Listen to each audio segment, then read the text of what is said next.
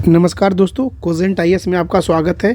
आज आप लोग के सामने पॉलिटी के एक टॉपिक के बारे में हम बात करेंगे, जो टॉपिक का नाम होगा मौलिक अधिकार। मौलिक अधिकार दोस्तों, आप किसी भी एग्जामिनेशन दे रहे हो, ठीक है ना, तो उसमें आपको कहीं ना कहीं क्वेश्चन डायरेक्टली इनडायरेक्टली पूछता है। तो मौलिक अधिकार को हम लोग फंडामेंटल राइट बोलते हैं या एफ आर बोलते हैं, ठीक है।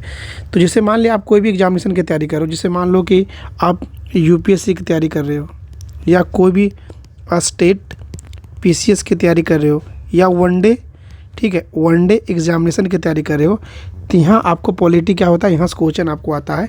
ये मैं बात कर रहा हूँ पीटी का या प्रीलिम्स के पॉइंट ऑफ व्यू से बात कर रहा हूँ। तो इसमें हम लोग दोस्तों देखेंगे जो मौलिक कर्तव्य और मौलिक अधिकार दोनों एक दूसरे से कैसे अलग है। आप जो मौलिक कर्तव्य का क्वेश्चन किस तरह बनता है और इसमें जो हम लोग मौलिक अधिकार को बारे में पढ़ेंगे उसमें किस तरह से क्वेश्चन आने की संभावना रहता है। तो चलिए इसके बारे में हम लोग देखेंगे। तो दोस्तों सबसे पहले जब हम लोग मौलिक अधिकार के बारे में बात करते हैं तो मौलिक अधिकार कहाँ से लिया गया है, किस संविधान से लिया गया, उसके बारे में किया जाता है। तो इसका यदि हम स्रोत की बात करेंगे कि किस संविधान से लिया गया है, तो यूएसए के संविधान से लिया गया है। किससे लिया गया दोस्तों? यूएसए के संविधान से लिया गया। तो पहला पॉइंट आपका ये बन गया। तो यहाँ क्वेश्चन पूछता है कि जब स्रोत आप पढ़ेंगे तो फंडामेंटल राइट किस देश से लिया गया है, तो संयुक्त राज्य अमेरिका से, ठीक है, या यूएसए से लिया गया है। और इसमें दोस्तों जब फंडामेंटल राइट के विस्तार से अध्ययन करेंगे तो फंडामेंटल राइट को भारतीय संविधान के भाग 3 में रखा गया है। किस में रखा गया है? भाग 3 में। और इसको यदि अनुच्छेद की बात करें, जिसको आर्टिकल बोलते हैं, इसको स्थान दिया गया 12 से लेके 35 तक जो है दोस्तों भारतीय संविधान के आर्टिकल 12 से 35 से लेकर क्या किसका डील करता है? फंडामेंटल राइट के। डिफरेंट टाइप का जो फंडामेंटल राइट भारतीय संविधान में दिया गया है उसके बारे में हमको बताता है, ठीक है। तो इसमें 2-3 पॉइंट आपको और बनेगा, तो मैं बताता हूँ आपको। पहला कौन कौन पॉइंट बनेगा इसमें देखते हैं हम लोग। पहला पॉइंट आपका देख लेंगे इसमें कि जो हम लोग संविधान पढ़ रहे हैं, संविधान में जो मौलिक अधिकार पढ़े आखिर क्यों पढ़ा जाता है। तो सबसे पहले जो भाग 3 है दोस्तों, भाग 3 को क्या कहा जाता है इसको दोस्तों कि भारत का अधिकार पत्र। क्या कहा जाता है? भारत का अधिकार पत्र। ये क्वेश्चन कहीं ना कहीं आपको आईएएस हो चाहे पीसीएस हो क्वेश्चन आता है, ठीक है। इसे हम लोग इंग्लिश में मैग्ना कार्टा बोलते हैं। क्या बोलते हैं? Magna carta. तो ये भी थोड़ा सा ध्यान रखिएगा। तो इसको क्या बोलते हैं? भारत का अधिकार पत्र या मैग्ना कार्टा कहा जाता है, ठीक। किसको? भाग 3 को। तो ये भी आपको ध्यान रखना है, ठीक है। इसके बाद हम लोग देखेंगे दोस्तों कि ये जो मैग्ना कार्टा है इसी को कहा जाता है भारतीय मूल अधिकार के जन्मदाता। मतलब जन्मदाता कहीं न कहीं इस मैग्ना कार्टा से किसका उत्पत्ति हुआ? फंडामेंटल राइट का उत्पत्ति हुआ। ये सब पीटी पॉइंट ऑफ व्यू से बहुत ही इंपॉर्टेंट बन जाता है, इसलिए सबको आप लोग देखते जाएं, ठीक है। उसके बाद हम लोग दोस्तों ध्यान रखेंगे कि टोटल यदि फंडामेंटल राइट की हम लोग बात करते हैं दोस्तों, फंडामेंटल राइट की बात करते हैं तो पहले टोटल 7 राइट्स था, ठीक है ना। एफआर कितने था? 7। बट प्रेजेंट टाइम में अभी टोटल कितने बन गए? एफआर कितने बच गया? 6। पहले कितने था? 7। अब वर्तमान टाइम में क्या हो गया? तो 6। तब यहाँ यह प्रश्न उठता है कौन सा अधिकार है जिसको क्या किया गया है? ख़त्म कर दिया गया या उसको रिप्लेस कर दिया गया फंडामेंटल राइट से। तो दोस्तों इसके लिए हम लोग को सबसे पहले समझना होगा 42वां संविधान संशोधन, ठीक है ना। 42वां संविधान संशोधन कौन सा आता है? जो दोस्तों 1978 ईस्वी में। ये भी डेट आपको कभी कभी पूछ लिया जाता है। इस दिन बेसिकली हुआ क्या? इस दिन हुआ ये कि जो संपत्ति का अधिकार जो अधिकार दोस्तों, संपत्ति का अधिकार था, उसको क्या किया गया था? इसको ख़त्म कर दिया गया था। इसको ख़त्म कर दिया गया। कहाँ ख़त्म करने के बाद इसको ख़त्म करके कर दिया आर्टिकल कहाँ रख दिया गया?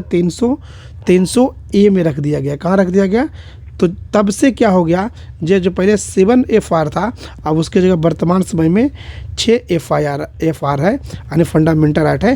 तो ये सब चीज़ों को आपको ध्यान में रखने की आवश्यकता है। अब यहाँ एक इम्पॉर्टेंट क्वेश्चन बन जाता है, ये सब चीज़ें हम पढ़ रहे हैं तो इसका हल्का सा हम लोग हिस्ट्री बैकग्राउंड जानते हैं। यहाँ सबसे पहले हिस्ट्री बैकग्राउंड जानने से पहले आपको सबसे पहले जानना पड़ेगा 1931 के जो कांग्रेस सेशन हुआ था। कांग्रेस सेशन के में कराची अधिवेशन। कौन सा अधिवेशन? कराची अधिवेशन। दोस्तों जब हर साल क्या होता था, हर साल या नागा कर क्या होता था? कांग्रेस का अधिवेशन होता था। क्या होता था? तो कांग्रेस का अधिवेशन होता था। तो उस समय क्या होता? अंग्रेजों से, ब्रिटिश से, ठीक है, डिफरेंट टाइप का जो भारतीय नेताएं थे उनको एक अलग अलग मांग रखी जाती थी। तो उसी को मांग को ध्यान में रखते हुए सरदार, कौन सा हो गया, सरदार पटेल या वल्लभ पटेल, हम शॉर्ट में लिख देते हैं, पूरा लिख लीजिएगा, सरदार भाई वल्लभ पटेल के द्वारा इसमें क्या, इस घोषणा के अंतर्गत क्या मांगा गया, मूल अधिकारों को, फंडामेंटल राइट को पहली बार क्या किया गया था, मांग किया गया था, ठीक है ना। इस जो फंडामेंटल राइट जो मांगे थे, कौन से मांगे थे, सरदार भाई वल्लभ पटेल, मगर इसका जो प्रारूप बनाया था, ये ध्यान रखिएगा, क्वेश्चन यहाँ से बन जाएगा, प्रारूप जो बनाया था जवाहरलाल नेहरू द्वारा बनाया गया था। तो मांग कराची, इसको थोड़ा समझिएगा, कराची अधिवेशन था, ठीक है, उसमें कांग्रेस का सेशन था, उसमें सरदार भाई पटेल द्वारा एफआईआर की मांग की गई थी। और इनका जो एफआईआर जो बनाया गया था, उनका जो प्रारूप बनाया था वो नेहरू द्वारा बनाया गया था। ये सब चीज़ों को थोड़ा सा आप ध्यान रखेंगे। अब दोस्तों ये 2-3 चीज़ हल्का सा पीटी पॉइंट ऑफ व्यू से थोड़ा सा हम आपको ब्रीफ आइडिया दे दें ताकि चीज़ों को आपको समझने में समस्या ना हो। अब दोस्तों यहाँ बात ये आ जाती है कि जो ये आपका जो एफआईआर है, जो टोटल 6 प्रकार का एफआईआर, कितने प्रकार का, 6 प्रकार के एफआईआर फंडामेंटल राइट है, तो उसको किस तरह से कौन कौन सा डिवीज़न बांटा जाता है, कहीं ना कहीं आपको एग्जामिनेशन पॉइंट ऑफ व्यू में पूछ लिया जाता है। तो पहले होता है समता, कभी कभी लिखता है या समानता का अधिकार, समता या समानता का अधिकार, ठीक है। तो ये जो आर्टिकल में डील करता है दोस्तों, ये 14 से लेके 18 तक डील करता है, बस इतना ही याद रखना है, ठीक है। दूसरा, आगे विस्तार से इसको बाद में पढ़ेंगे, ठीक है। उसके बाद स्वतंत्रता का अधिकार की बात करेंगे, राइट टू फ्रीडम। जब इसका जो डील करता है दोस्तों, जो ये आर्टिकल में डील करता है वो 1900 लेकर 22 में डील करता है। इसके बारे में हम लोग विस्तार से पढ़ेंगे, ठीक है, बस अभी फिलहाल अभी समझ लीजिए। उसके बाद आता है तीसरा हम शोषण के विरुद्ध, ठीक है ना, शोषण के विरुद्ध अधिकार, ये जो डील करता आर्टिकल, ये करता है दोस्तों 23 से लेके 24 तक, ठीक है। उसके बाद चौथा जो आपका हो गया दोस्तों, धार्मिक स्वतंत्रता, क्या होगा, धार्मिक स्वतंत्रता का अधिकार, ठीक है, राइट टू फ्रीडम, ठीक है ना। तो ये हो जाता आर्टिकल 25 से लेके 28 के बीच आपको डील करेगा, क्लियर है। उसके बाद 5वां जब बात करेंगे, संस्कृति और शिक्षा संबंधित अधिकार, क्या हो जाएगा, संस्कृति एवं शिक्षा से संबंधित अधिकार, ये हो जाएगा आपका आर्टिकल, ये आर्टिकल हो जाएगा आपका 29 से लेकर 30 तक, ठीक है। उसके बाद एक आ जाता है 6 नंबर हो जाता है संवैधानिक, ठीक है, संवैधानिक उपचारों का अधिकार। इस आर्टिकल की बात करेंगे दोस्तों, तो ये हो जाता है आर्टिकल 32, बहुत इंपॉर्टेंट ये बन जाता है। अब हम लोग क्या करेंगे, जो ये जितना हम लोग पढ़ाएं अभी आपको, ये जितना भी पढ़ाया है हमने, जैसे मान लो कि समानता का अधिकार या समता का अधिकार, स्वतंत्रता अधिकार, शोषण के विरुद्ध अधिकार या धार्मिक स्वतंत्रता, संस्कृति संबंधित अधिकार या संवैधानिक उपचारों का अधिकार, ये जितना हमने आपसे आर्टिकल पढ़ाया अभी, तो इसके बाद अभी हम लोग विस्तार से पढ़ने का प्रयास करेंगे। तो पहला हेडिंग अभी जो लगेगा दोस्तों, अभी हम लोग का पहला हेडिंग ये लग जाएगा दोस्तों, कि पहला हेडिंग लग जाएगा आपको समता या समानता, ठीक है ना, समानता का अधिकार। यहाँ तक क्लियर है? कोई दिक्कत होगा तो कमेंट बॉक्स में पूछ लीजिएगा। ये आर्टिकल डील करेगा कितना, ये आर्टिकल डील करेगा 14 से लेके 18। हेडिंग जरूर लगाइएगा ताकि बाद में आपको जब रिवीजन करें तो उस समय आपको कन्फ्यूजन ना हो। जो कन्फ्यूजन होता है बाद में, अभी तो समझ में आ रहा है, बाद में क्या करेंगे आप लोग अपने सुविधा के अनुसार हेडिंग या जो भी पेन यूज करना है करते रहें, ठीक है ना। तब पहले हम लोग कौन सा आर्टिकल यूज करेंगे, आर्टिकल 14 यूज करेंगे, ठीक है। आर्टिकल 14 को हम लोग समझने का प्रयास करेंगे। तो ये जो भारतीय संविधान के अंदर का जो डील करता है दोस्तों, ये डील करता है, जानते हैं डील क्या करता है, विधि, क्या है, विधि के समक्ष समता, विधि के समक्ष क्षमता। इसका मतलब ये हुआ दोस्तों कि राज्य सभी व्यक्तियों के लिए एक समान कानून बनाएगा तथा उनको एक समान लागू करेगा। कोई भी व्यक्ति है दोस्तों, यहाँ कोई भी व्यक्ति है, ठीक है, ये एक्स हो गया, ये वाई हो गया, ठीक है। जो एक्स व्यक्ति पे लगेगा वही वाई व्यक्ति पे लगेगा। तो इसका मतलब, कहने का मतलब क्या हुआ, तो इसको पॉइंट में हम लोग लिखेंगे दोस्तों कि इसमें लगेगा इसका राज्य क्या लिखेंगे, राज्य क्या करेगा, राज्य सभी व्यक्तियों के लिए, जो मतलब सभी व्यक्तियों के लिए क्या करेगा, सभी व्यक्तियों के लिए समान क्या करेगा, समान, या इसको बोलते एक समान, दोनों एक ही हैं, एक समान क्या बनाएगा, कानून बनाएगा तथा ऐसा क्या करेगा, समान रूप से क्या करेगा, लागू कराएगा। ये हो गया इसका आर्टिकल 14 का। तो यहाँ तक क्लियर हो गया। उसके बाद हम लोग डील करेंगे दोस्तों, उसको डील करेंगे आर्टिकल, फिर इसके बाद जो आर्टिकल अपना बच जाता है दोस्तों, वो आर्टिकल बच जाता है टोटल आपका 15, आर्टिकल 15 बच जाता है। तो आर्टिकल 15 क्या कहता है दोस्तों, ध्यान रखिएगा, इसमें ये कह रहा है धर्म, याद रखिएगा, एक शब्द याद रखिएगा, नस्ल, ठीक है, जाति, लिंग, ठीक है, या जन्म स्थान के आधार पर क्या करेगा, भेद भाव का निषेध करेगा या रोकेगा। ये ध्यान रखिएगा। ये क्या करा है, आर्टिकल 15 क्या करा है, धर्म, नस्ल, जाति, लिंग या धर्म के स्थान पर, के आधार पर या स्थान पर इसको भेदभाव को क्या करेगा, निषेध करेगा या रोकेगा। ये इसका मतलब हो गया, ठीक है।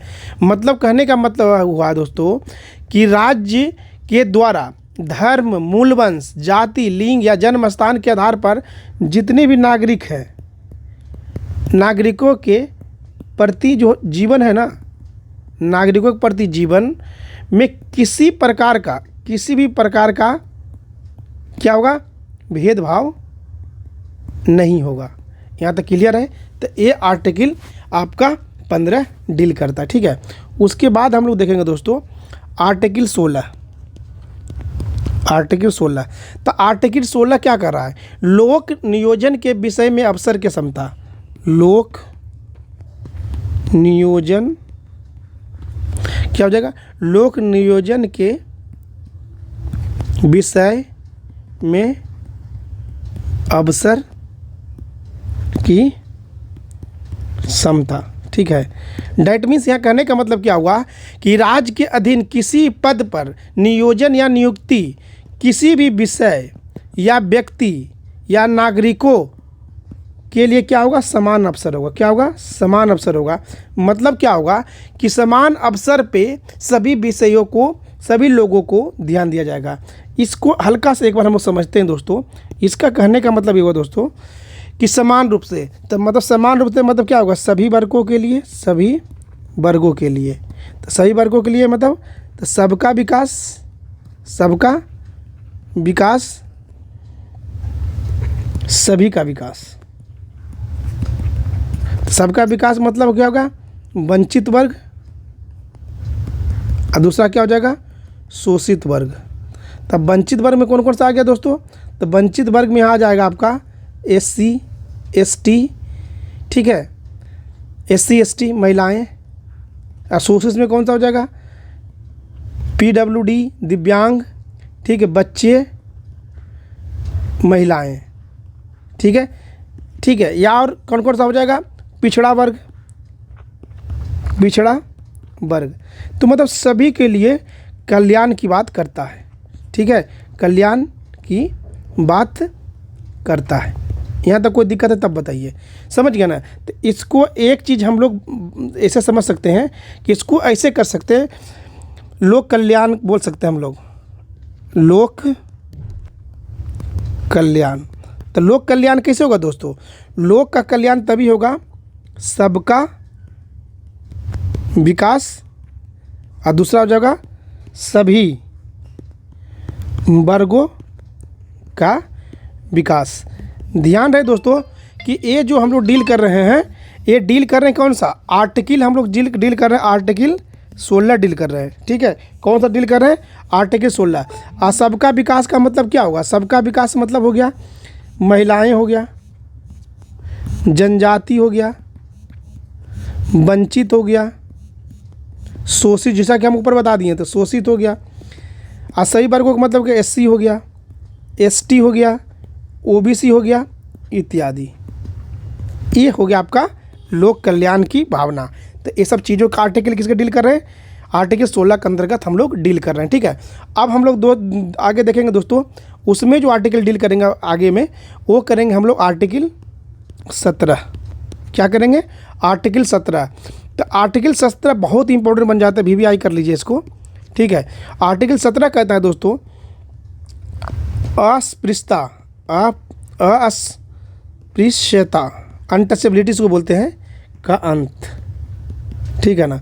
अनटचेबिलिटी अपने आप में बहुत बड़ा ये था, अब इसको क्या किया गया है, इसको दंडात्मक प्रवृत्तियों के अंदर रखा गया है कि यदि कोई भी अनटचेबिलिटी, ठीक है, करता है तो दंडात्मक कार्रवाई की भागीदारी होगी। डैट मीन्स कि यदि SC हो गया, ST हो गया या कोई भी तरह के लोग हैं जो कहें उसको अनटचेबिलिटी की फील भी आता है, क्या यहाँ करें फील भी आता है, तो क्या होगा, इसके कानून सम्मत इसको कार्रवाई करने की मांग की जाएगी, दिया जाएगा। ये संविधान के भारतीय संविधान फंडामेंटल राइट के अंतर्गत रखा गया है। उसके बाद आ जाता है दोस्तों आर्टिकल 18। कौन आ जाता है? आर्टिकल 18। आर्टिकल 18 जो डील करता है उपाधियों का अंत। क्या करता है? उपाधियों का अंत।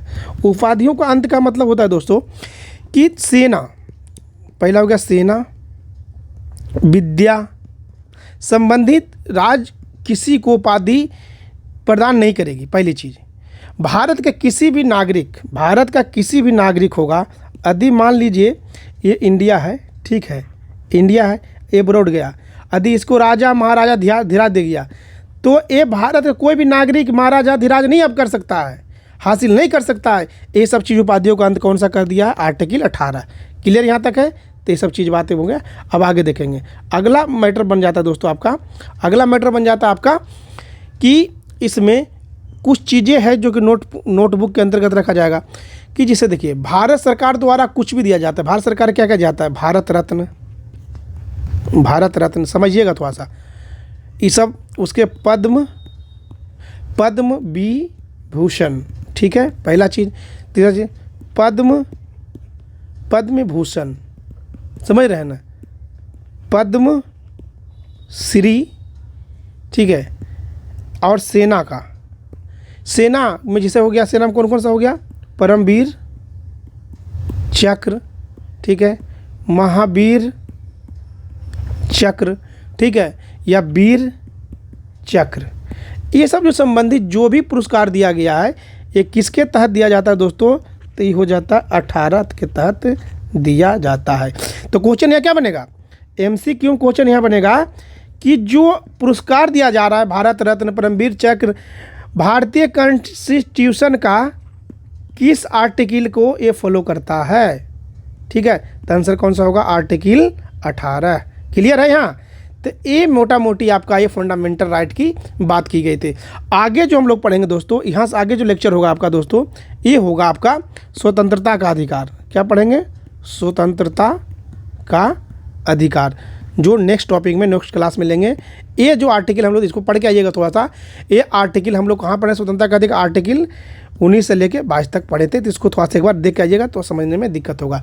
यदि दोस्तों आपको वीडियो पसंद आ रहा होगा तो वाजिब सी आप लोग लाइक करें, शेयर करें, सब्सक्राइब करें। धन्यवाद, आप लोग जल्दी रहें।